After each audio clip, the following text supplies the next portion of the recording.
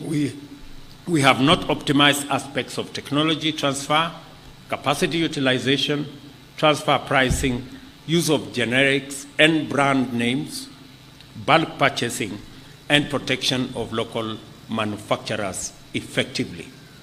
By all indicators, local manufacturing of health products has registered a measure of admirable success, but there is a big room for improvement.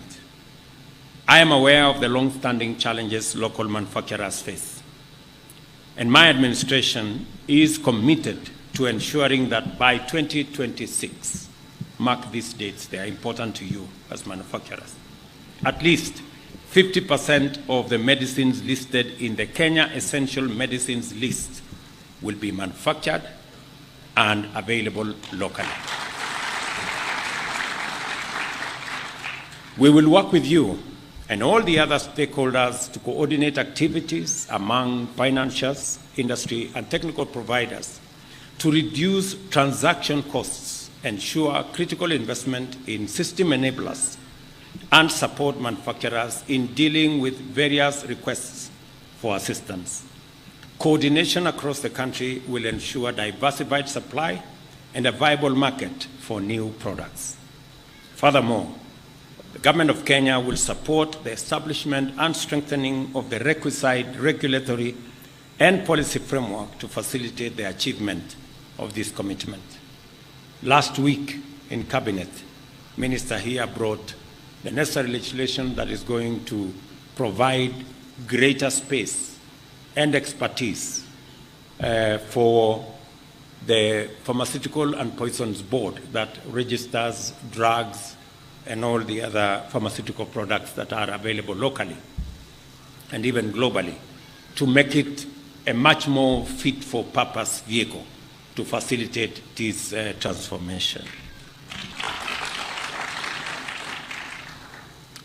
My administration will also ensure that we work through regional initiatives and agencies to support local manufacturers to achieve the World Health Organization's good manufacturing practice standards, to not only produce for Kenya, but also open up the market for the export of products outside the region and all the way into the continent.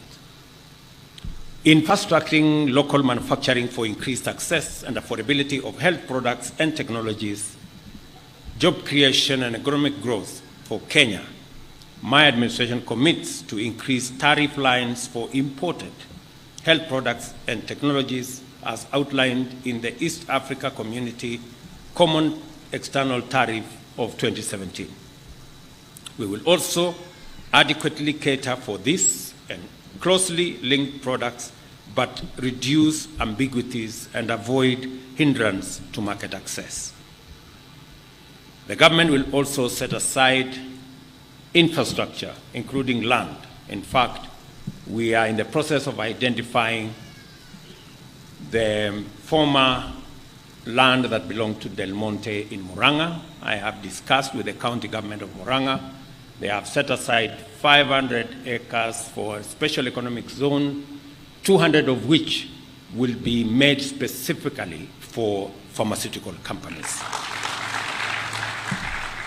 This will be land that will be made available with some measure of good infrastructure and an ecosystem of policies and fiscal incentives to ensure that you can set up camp easily and be able to access not just the local market, but provide avenues for you to access the international market as well.